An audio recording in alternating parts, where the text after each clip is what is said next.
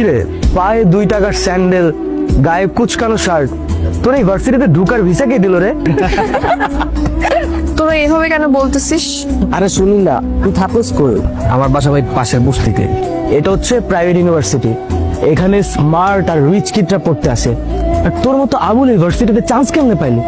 শোন, ওনা তোদের মতো ড্যামেজ স্টুডেন্ট না যে সেমিস্টার ফি দিয়ে পড়তে হবে। আর এই ইউনিভার্সিটিতে পড়তে কোনো টাকাই লাগে না, ওর মেধা দিয়ে চান্স পেয়েছে। নেক্সট আর কিছু বল। নেক্সট আমি বলতেছি, ওদের মতন স্টুডেন্টদের জন্য না আমাদের ভার্সিটিটা একদম পুরো গুলিস্তানের বাস স্ট্যান্ডের মতন হয়ে গেছে।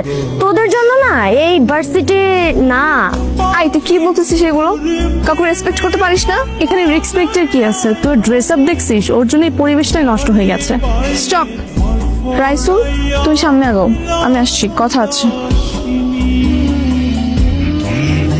খাও। না না, কোনো সমস্যা নাই, আমার পেটে ক্ষুধা নাই, আমি খেয়ে আসছি, পেট ভরা আছে। আমি দুটো অর্ডার করেছি, একটা তোমার একটা আমার। খাও। আচ্ছা। এই শোনো, তুমি তো ম্যাথ অনেক ভালো পারো, আমি না অনেক বেশি দুর্বল। তুমি কি আমাকে একটু ম্যাথ শেখাতে পারবে? শিওর? তাহলে অফ ডে গুলোতে তুমি আমার বাসায় এসে ম্যাথ শেখাবে, বুঝছো? অবশ্যই, কোনো সমস্যা নেই। দেখো তো এটা কেমন।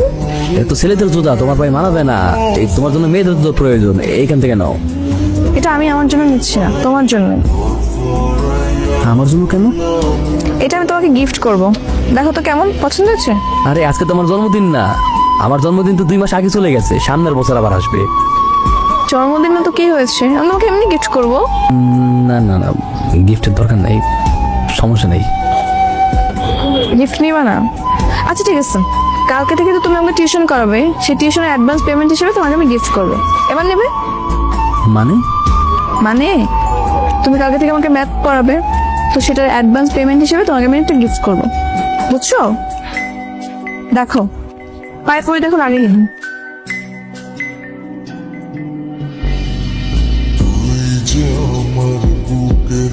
মা বসে আছো কেন? চলো খামো লগে, আও খাম দাও। কি ব্যাপার মা, ভাতটা দাও খাই। টাইল শেষ রামদম কি?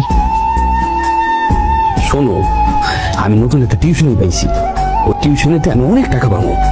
আল্লাহর মধ্যে টিউশনে টাকা পাইলে আমাকে পুরো মাস চলে যাবো, ওর টেনশনের কিছুই নেই। আলহামদুলিল্লাহ। হ্যালো, কি করছো? এই কিছু না, এই যে ডিনার করতেছি। ও, কি খাচ্ছো? গুড়মুড়ি, আমি রাতে গুড়মুড়ি খাই।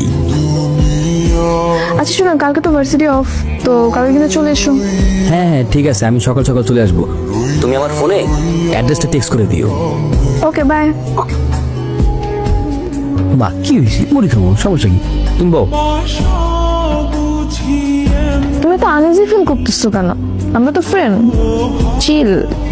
এনো, তুমি তোমার মেধা দিয়ে ম্যাথটা সলভ করবে। অঙ্কের ব্যাপারে প্রথমে যে কথা জানতে হবে সেটা হচ্ছে যে ম্যাথের ভয় পাওয়া যাবে না। হ্যাঁ, ভয় পেলেই কঠিন মনে হবে, জিনিসটাকে ভালোবেসে করতে হবে। এই তো হয়ে গেল, বুঝতে পারছো? আসলে তো অনেক ইজি, আমি এত সহজভাবে কখনো শিখি নাই। এখন থেকে পারবা।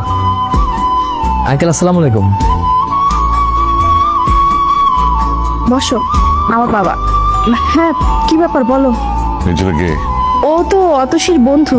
অতসীর বন্ধু মানে? এই বস্তুটার ছেলে অতসীর বন্ধু হয় কি করে? ভার্সিটির বন্ধু, ছেলেটা নাকি খুব ভালো ম্যাথ পারে, তাই অতসী বলছিল ওর কাছে ম্যাথ করবে। দেশে টিচারের অভাব, ওরকম লোয়ার ক্লাস ছেলের কাছে ওকে ম্যাথ শিখতে হবে না, ওর গাছকে বিদায় করে দাও। আস্তে কথা বলো না, শুনতে পাবে তো। শুনে শুনো, বলনি কোন একটা বস্তির ছেলেকে তোমরা ঘরের ভেতরে ঢুকিয়েছো, মানুষজন দেখলে আমার মান সম্মান থাকবে? আচ্ছা চিল, বাদ দাও। এরপর আমরা কিভাবে করতে পারি এটা? আসলে হয়েছে কি বাবা, অতসীর বাবা ওর জন্য একটা আগে থেকে টিচার ঠিক করে ফেলেছেন। আমি আর অতসী জানতাম না, উনি আবার কলেজের প্রফেসর, উনি কাল থেকে ওকে পড়াতে আসবে। এখন তুমি কাল থেকে তোমার না আসলেও চলবে। ঠিক আছে, কোনো সমস্যা নেই, আমি কালকে থেকে আর আসবো না। আচ্ছা ঠিক আছে বাবা, নাস্তা করো।